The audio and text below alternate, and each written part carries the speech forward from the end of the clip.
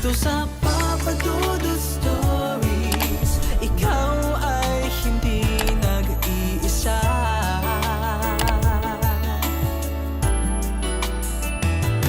Dito sa Papa Dudut Stories, may nagmamahal sa'yo. Papa Dudut Stories. Papa Dudut Papa Dudut. Sa lahat po ng mga nakatutok ngayon, huwag pong kalimutan mag-like, mag-share at mag-subscribe. Maraming salamat po sa inyong lahat.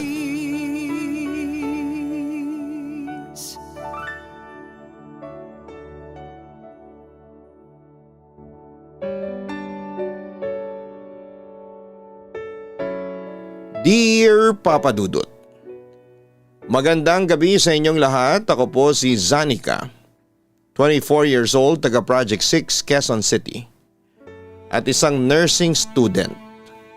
Katulad ng sinasabi ng title ay subscriber mo ako since 2023. Hilig ko talagang makinig ng mga horror stories dito sa channel mo. Ang gaganda kasi ng mga istorya talagang nakakatakot. Ang hindi ko nga lang makakalimutan ay yung mga title na Ang Lihim ni Lola Agnes, Secret Society, Pulang Dragon, La Doña, at yung Anak ng Impacto. Pero alam mo Papa Dudut, nakikinig lang ako noon pero hindi ako dati naniniwala sa mga multo at iba pang mga paranormal beings. Eto aaminin ko na. Kapag nakakarinig ako ng mga kwentong horror, iniisip ko kagad ay gawa-gawa lamang ito ng isang malikot na isipan ng isang writer. Pero Papa Dudut, mukhang sinubok talaga ako ng tadhana dahil simula nang makinig ako ng Papa Dudut Stories, ay napapansin kong nakakaranas na ako ng kakaiba o kababalaghan sa paligid ko. Nagsimula ang lahat noong mapakinggan ko ang kwentong Secret Society. Isang takip-silim ng November 16, 2023. Napagpasyahan naming magkaibigan na mapakinggan ang kwentong ito sa isang parke kung saan nakatayo ang isang luma at abandonadong building na itinayo pa yata noong panahon ni Macapagal o ni Marcos Sr. So yun nga, pinakinggan namin ang kwentong Secret Society. Kung hindi ako nagkakamali, ay kwento ng isang Pinoy exchange student sa France na puwenersang maging kasapi ng Illuminati yon. Nakakatakot ang kwento tapos ay sinabayan pa ng malamig na hangin sa aming paligid. Sa sobrang creepy ng story ay pakiramdam namin ay nasa tabi na namin yung napakinggan naming lalaki na ginawang alay sa Illuminati rites. Sobrang taas talaga ng mga balahibo namin. Tapos ay sinabayan pa ng mga hindi namin matukoy na kaluskos sa paligid na nagpadagdag sa aming kaba. Pero pinagpatuloy lamang naming magkakaibigan ang pakikinig hanggang sa matapos ito. Alas 7 na nang mapagpasyahan naming umuwi na dahil malayo ang aming bahay. Kinailangan ko pang sumakay ng jeep papunta ng sakayan ng tricycle papasok sa street namin. Pagkababa ko ng jeep ay nakita kong sinulyapan pa ako ng pahinante ng driver. Hindi ko naman pinansin masyado dahil sa iniisip ko ang darating na exam bukas. Pagbaba ko naman sa tricycle ay nasabi ng driver na susungit, sabay tawa niya. Pagdating sa bahay ay nag-review lamang ako ng hanggang 9 p.m. at natulog na. Kinabukasan ay nilagnat ako ng talagang masakit. Nanginginig ako at nagsusuka at sobrang nilalamig din. Hindi ako nakapasok noon. Dinala ako sa ospital ng hapon at sabi ng doktor ay wala namang kakaiba. Baka raw pagod lang. at pinagpahinga muna ako ng katawan ko. Kinabukasan ay ganoon pa din ang pakiramdam ko. Kaya namroblema si mama. Ay na nga sinasabi ko eh. Sabi ko sa iyo nung isang araw ay huwag magpupuyat masyado kapag nagre-review ka. Nagising ako ng bandang 2:00 ng madaling araw at naririnig pa kitang nagsasalita dyan at nagsusulat na parang naiinis na. Pero di kita pinasok, baka kako kailangan mong mag-aral noon ng husto. Hindi ako makakibo sa sinabi niyo ni mama. Gusto ko sanang sabihing tulog na ako ng 9 p.m. kaso sa sakit at bigat ng pakiramdam ko itinulog ko na lamang. Umabot ng 3 araw ay ganoon pa din ako. Kaya naman nag-alala si mama at dinala ulit ako sa ospital pero nagtataka na kami kasi ganoon pa rin ang sagot nila. Kaya naman tumawag na ng albularyo si mama. Pagpasok pa lamang ng kwarto ko ng albularyo ay napatigil ito. Nako, kaya naman pala hindi ka gumagaling aniya. Pagkatapos ay hinampas ako ng kung anong dahon sa katawan ko. Hinilamusan, dinasalan at nilibot niya ang kwarto at bahay namin nang may dalang kandila. Pagkatapos ay nag-usap sila ni mama nang hindi ko naririnig. Kinagabihan ay buwaba na ang lagnat ko at medyo okay na. Tinanong ko si mama, anong sabi ng albularyo ma? Magpahinga ka lang daw, tipid na sagot ni mama sa akin. Ramdam kong hindi lang ganun yon. Ayaw sabihin sa akin ni mama kung napaano ba ako. Samantala hindi nagtagal ay nakapasok na ulit ako sa university at naging normal na ulit ang lahat. Habang naghihintay ng jeep, ay nakita kong nakatingin sa akin ang isang driver sa waiting shed. Lumapit ako sa kanya. Anong oras po darating ang jeep? Mga 10 minuto pa, sagot niya sa akin. Sige po, salamat, sagot ko. Ning, buti hindi mo nakasama yung kaibigan mo. Ang samang makatitig nun sa'yo nung huli kang sumakay sa akin Hindi ko alam kung matatakot ako o matatawa dahil halos idikit na ang mukha niya sa mukha mo. At galit na galit ang itsura kaso ikaw hindi mo pinapansin. Biglang sabi ng lalaki sa akin. At sa muli kong pagtingin sa kanya ay namukhaan kong eto, yung jeepney driver na sinakyan ko noon pauwi bago ako magkasakit. Nagtaka ako sa sinabi niya, Papa Dudut, at maya-maya ay napaisip ako at kinilabutan. Pagsakay at pagbaba ko sa jeep ay hinanap ko ang tricycle na sinakyan ko noon at hindi ako nabigo dahil naroon siya. Agad ko siyang nilapitan at kinausap. Kuya, natatandaan mo ba ako nung sumakay ako sa iyo? Tanong ko noon sa kanya. Oo. Ikaw yung may kasamang babaeng makatitig sa iyo parang gusto ka nang lamunin. Sagot niya sa akin sabay tawa. Pero nakakatakot yung kasama mong yun. Alam mo kulang na lang ay isipin ko na multo yung kasama mo. Dagdag pa niya. Sumakay naman agad ako sa tricycle niya at umuwi na. Nangingilabot akong umupo sa sala dahil wala naman akong kasamang babae sa pagsakay ng tricycle at jeep. Tinanong ko kaagad si mama at sinabi nga ang mga yon. Inamin niya sa akin kung ano ang sinabi ng albularyo. May naakit raw kayo ng mga kaibigan mo sa isang lugar na babaeng galit na galit. Nakikinig daw kasi kayo ng nakakatakot sa cellphone ninyo. May sinabi pa si Mang Chris, parang yung kwentong pinakikinggan ninyo ay tungkol sa kulto o sa grupo ng sumasamba sa demonyo. Aniya. Illuminati. Tungkol po sa secret society ng Illuminati ang pinakinggan namin noon. Kwento po kasi yun ng isang letter sender ni Papa Dudut na punersang sumama sa isang secret society. Kwento ko. Naku, sabi ni Mang Chris, nag-a-attract daw ng bad spirit kapag mahilig kayong magbasa at saka makinig ng horror. Concern ni mama sa akin. Napailing na lamang ako noon sa sinabi niya.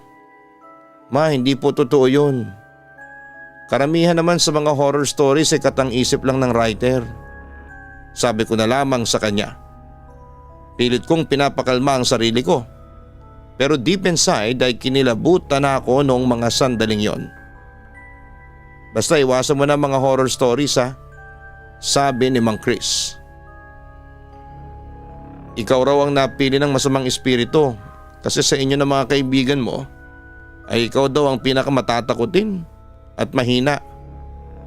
Ayaw ka daw niyang iwan at lagi raw nakahawak sa bewang mo at halos nakadikit na ang mukha nito na galit na galit. Sa puntong yon ay hindi ko na maitago pa kay mama ang sobrang takot ko. Dahil dito ay nagdasal kami ni mama. Anak, sinabi rin sa akin ng albularyo na huwag ka daw lalabas ng kwarto mo ng bandang 1:00 hanggang 2:00. Baka raw mawalan ng bisa yung dinasal niya. Bilin pa ni mama sa akin. Pero alam mo Papa Dudut, nung magising ako ng bandang 2:40 PM ay nakaramdam ako ng naiihi ako. Although may arinola naman ako sa aking kwarto ay bigla ko naisip na lumabas ng kwarto. Nakalimutan ko yung bilin ni mama sa akin. Binuksan ko ang pinto at laking gulat ko Papa Dudut na may nakita akong 3 babaeng nakatingin sa akin. Sa tapat lang mismo ng pinto ko. Na para bang inaabangan ako. At alam na lalabas ako. Nakabelo silang itim, may hawak na mahabang itim na kandila. Habang nakangiti ng malaki na abot sa tenga habang nagsasalita ito na hindi ko maintindihan. Hindi ko na alam ang nangyari kasi hinimatay daw ako. Pero nagkamalay din makaraan ng 30 minutos nang alalayan ako ni mama at ng kuya ko papunta sa aking kama. Doon ay ikinuwento ko sa kanilang nangyari. Na agad naman akong sinita ni mama. Simula noon ay sinunod ko na ang bilin ng albularyo. At hindi na ako lumabas once na makapasok na ako sa aking kwarto. Samantala'y natigil ng ilang buwan ang pakikinig ko sa inyong channel dahil kinailangan ko munang mag-move on sa nangyari sa akin. Pero muli akong nakinig ng Papa Dudut YouTube channel bandang March 2024. Ang napakinggan ko namang kwento ay kwento ni Marco na Pulang Dragon. Kung hindi ako nagkakamali, October 2023 pa ito na-upload sa channel mo. At noong March 2024 ko nga lang napakinggan. At marami pa akong horror stories na pinakinggan pagkatapos noon. Pero Papa Dudut, iba na ang dating sa akin habang nakikinig ako ng mga totoong horror stories sa channel mo. Kung nung una ay nakikinig lamang ako para lamang ma-entertained, sa ngayon kapag nakikinig na ako ay nakaka-relate na ako. Iba na kasi ang dating kapag may na-experience ka ng kababalaghan sa buong buhay mo. Sa kabilang banda, March 29, 2024, tanghaling tapat noon, nang magsimula akong mag-review para sa nalalapit kong exam sa nursing. Pero bandang 2:00 ng hapon ay nakinig muna ako ng almost recent episode ng Papa Dudut Stories. Kung hindi ako nagkakamali, ang title ay Ryan Edward na storya ng isang special child na nabiktima ng bullying. Maganda ang kwento pero kinilabutan ako sa part na nagmumulto na si Ryan Edward sa letter sender na kung di ako nagkakamali ay Patrick ang pangalan. Papa Dudut, ramdam na ramdam ko yung story at feeling ko talaga anumang oras ay magpapakita rin sa akin si Ryan. Sobra akong nadala ng storya. To the point na binuksan ko na ang lahat ng ilaw ng kwarto ko kahit na tanghaling tapat at maliwanag na ang buong kwarto ko. Samantala around 3 PM nang matapos ako sa pakikinig at bumalik ulit ako sa pagre-review. Nakaharap ako sa monitor ng computer ko and yung CPU is on my right side. While ang pinto naman ay nasa likuran ko about 10 feet. When suddenly I feel the urge na magpahinga ulit. Ewan ko ba kung bakit ko naisip na magpahinga na muna since hindi ko naman talaga ugaling unahin ang pahinga. hanggang sa I turned off my iPad. And I want to be relaxed, kaya hindi muna ako humawak ng ano pa bang mga gadget. Hinayaan ko ma-feel ko ang pahinga ko. Kaya naman naisipan kong sumilip muna sa bintana namin. Yung bintana kasi ay nakaside sa CPU ko, about 6 feet away from me, kaya umalis muna ako sa aking study table. Hindi ko alam pero hindi naman ako kinikilabutan sa bahay namin kahit na ako lang mag-isa. Pero the feeling is a way more different sa mga oras na yon. Sa pagsilip ko sa bintana, nakakita ako ng lalaking nakapantalon at nakasombrero. Nakatayo malapit sa gripo sa labas. Nakarap siya sa may batang naglalaro ng lato-lato. Kahit na nakasombrero. Alam kong halos kasing edad ko lamang ang lalaki o mas bata sa akin ng kaunti. Pero napansin ko na parang kakaiba siyang kumilos na hindi akma sa edad niya. Sa madaling salita ay para siyang bata kung kumilos. At yun nga papadudot, sa tagal ko silang pinapanood dahil nililibang ko ang sarili ko. Naging suspicious na ako sa lalaki kasi nga ang tagal niyang nakatayo doon at hindi man lang siya pinapansin ng mga bata. At saka paikot-ikot lamang siya sa mga batang naglalaro ng lato-lato. Sa mga kilos niya na-realize kong may special needs siya. Pero nagpatuloy ako sa pagdududa hanggang sa bigla itong tumigil at humarap sa bandang bintana ko. As in parang na-sense niyang nakatingin ako sa kanya. Tinititigan kong maigi yung lalaki. Napansin ko na parang naaagnas na pala ang braso niya habang ang pisngi niya hanggang baba ay maputla. Kinilabutan ako papadudot. Saktong-sakto kasi ang lalaki sa napakinggan kong lalaki na nagmumulto na si Ryan.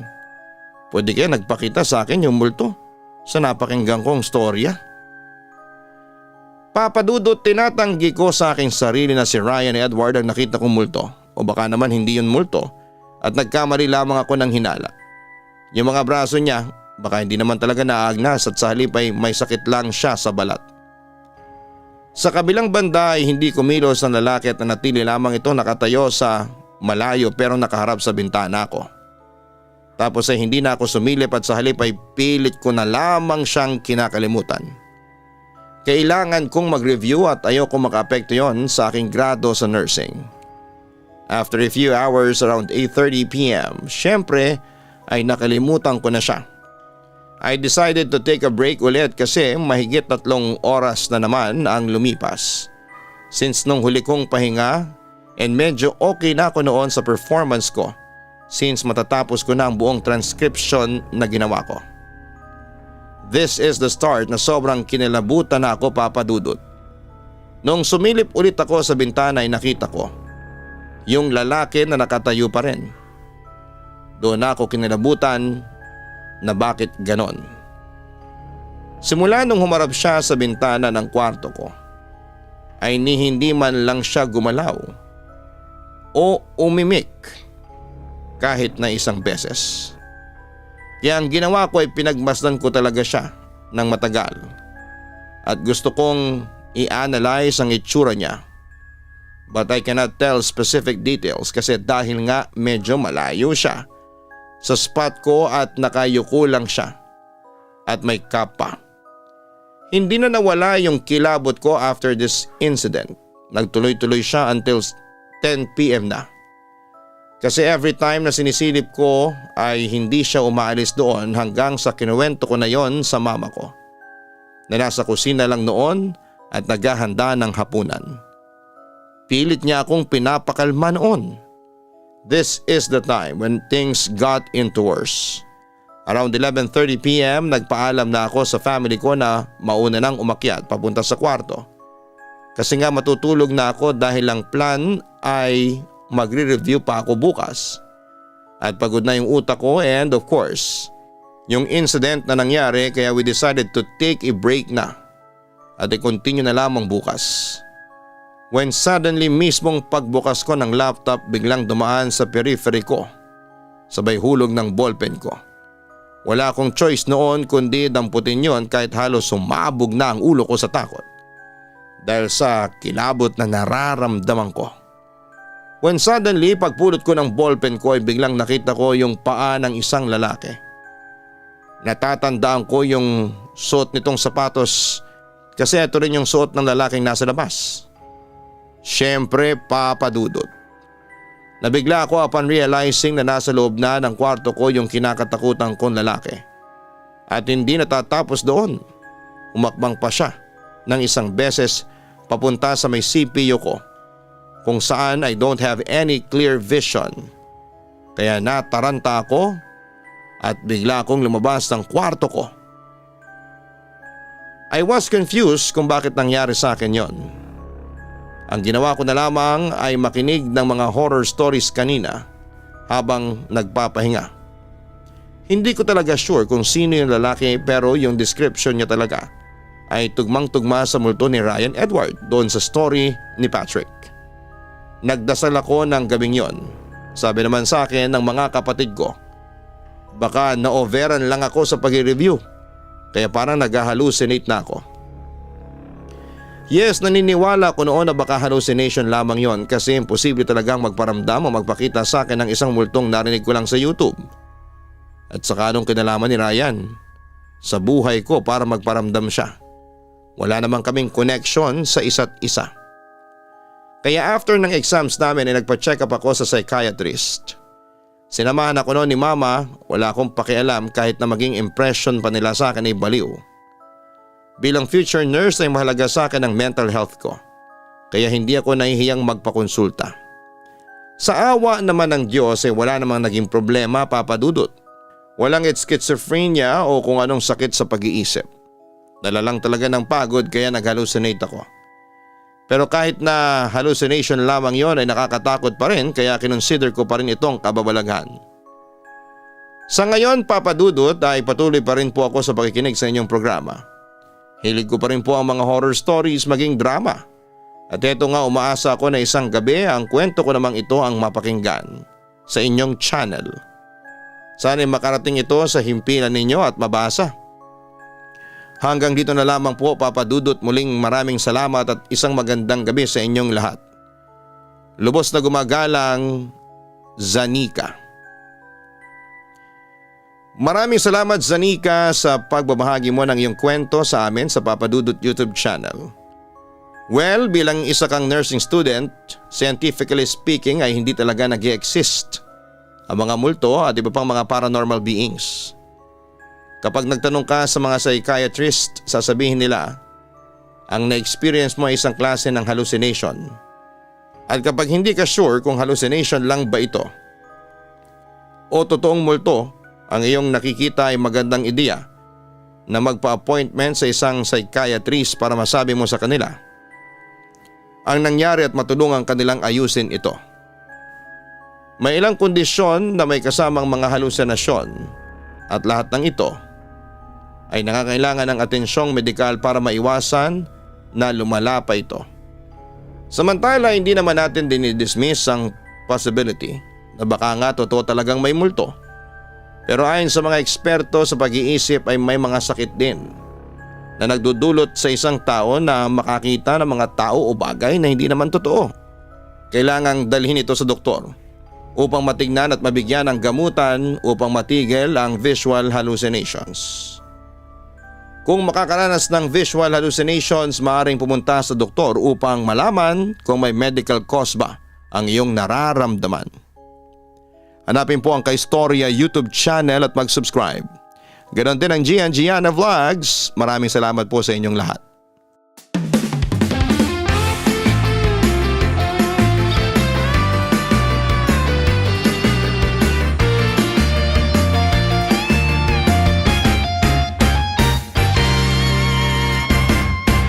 Hanap mo ba'y manok na masarap? Lechon manok na lagi niyong babalik-balikan. Let's go na magpatong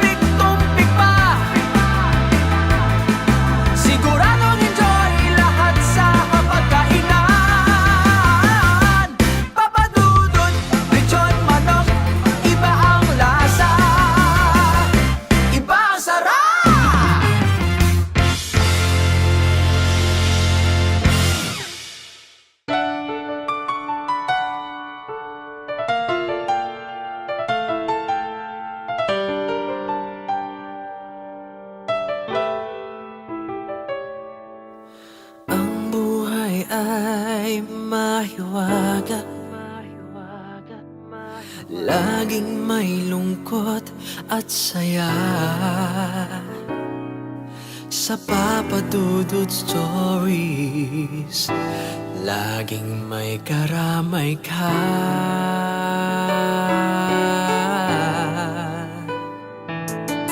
Mga problemang kay bigat, dito ay pakikinggan ka. Sa Papa Dudut Stories, kami ay iyong kasama. Dito sa Papa Dudut Stories, ikaw ay hindi nag-iisa.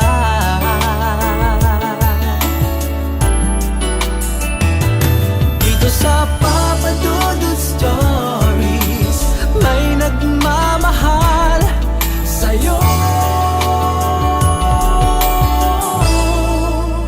Papa Dudut Stories, Papa Dudut Stories,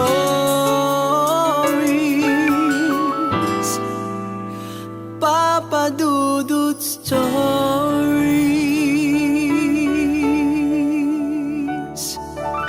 Hello mga ka-online, ako po ang inyong si Papa Dudut.